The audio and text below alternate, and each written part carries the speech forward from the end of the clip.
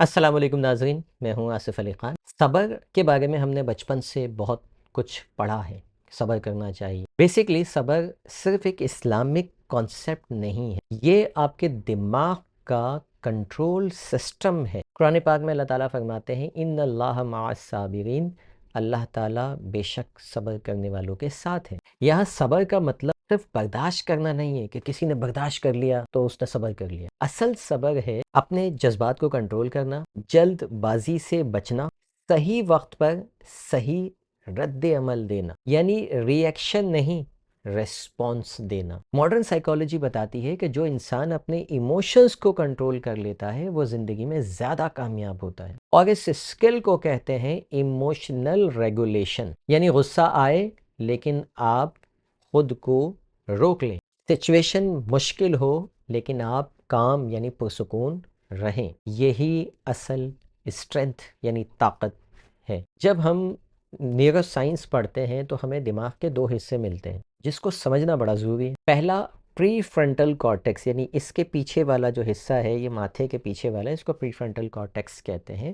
یہ آپ کے سارے ڈیسیشنز جو آپ لیتے ہیں نا، فیصلے سازی جو کرتے ہیں، یہ والا حصہ کرتا ہے۔ یہ فیصلے لیتا ہے، یہ امپلسیوٹی کو روکتا ہے، جو جذباتی اچانک سے ہوتے ہیں نا اس کو کنٹرول کرتا ہے یہ حصہ۔ صحیح اور غلط میں آپ کو تمیز کرواتا ہے یہ والا حصہ۔ دوسرا حصہ جو ہوتا ہے لاتا ہے ایمگڈالا۔ ایمگڈالا آپ کا ایموشنل الارم ہوتا ہے۔ جیسے گھر میں وہ آپ کو جب اٹھنا ہوتا ہے صبح تو الارم لگاتے ہیں نا، موبائل میں الارم لگا کے سوتے ہیں۔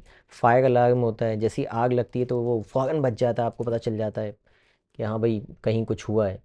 تو ہمارے اندر بھی اللہ تعالیٰ نے ایک الارم سسٹم رکھا ہوا ہے، جب بھی خوف ہوتا ہے تو وہ الارم سسٹم بچتا ہے۔ یہ کب کام کرتا ہے؟ جب غصہ ہو، خوف ہو یا فوری ری ایکشن دینا ہو تو یہ والا حصہ، یہ الارم سسٹم ایکٹیویٹ ہو جاتا ہے۔ اب ان دونوں کے درمیان ایک جنگ چلتی رہتی ہے، اس کو سمجھتے ہیں۔ جب آپ کو کوئی اکساتا ہے، کوئی چیز آپ کو ٹریگر کرتی ہے، کوئی ٹراما اچانک سے یاد آ جاتا ہے آپ کو، ایمگڈالا کہتا ہے ابھی ری ایکٹ کرو، ابھی جواب دو، ابھی ہائپر ہو جاؤ، ابھی چیخو، ابھی چلاؤ۔ پری فرنٹل کارٹیکس کہتا ہے رکو، سمجھو، آرام سے، تھوڑا صحیح انداز میں جواب دو۔ اصل صبر کیا ہے؟ اصل صبر ہے اسی جنگ کو مینج کرنا۔ جب آپ فوراً ری ایکٹ نہیں کرتے، آپ تھوڑا پاز لے لیتے ہیں، سوچ سمجھ کے جواب دیتے ہیں، تو یہی بیسیکلی صبر ہے، یعنی رکنا، سوچنا، اور سوچنے کے بعد صحیح رد عمل دینا یا بہتر فیصلہ کرنا۔ دا گڈ نیوز از کہ نیورو سائنس کی جو ریسرچز ہیں وہ بتاتی ہیں کہ یہ جو صبر ہے اس کو سیکھا جا سکتا ہے۔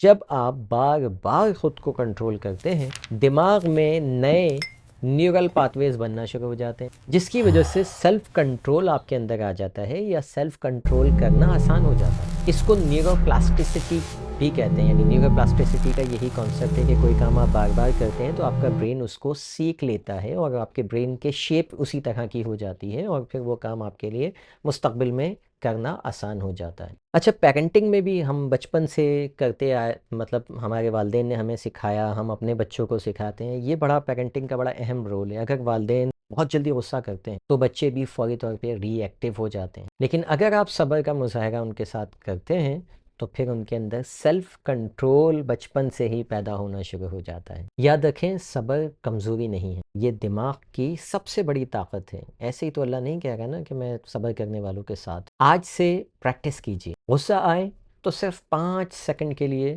رک جائیے، جواب دینے کا دل چاہے اندر سے ایمگڈالا چیخ چیخ کے بولے، بولو، چیخو، چلاؤ، 5 سیکنڈ ہولڈ کرنا ہے۔ اس دوران گہری سانس لیجئے۔ گہری سانس کیسے لی جاتی ہے اس کے لیے میری ویڈیو ہے، deep breathing by Asif Ali Khan, لکھیں یوٹیوب کے اوپر، آپ کو وہ مل جائے گی ویڈیو۔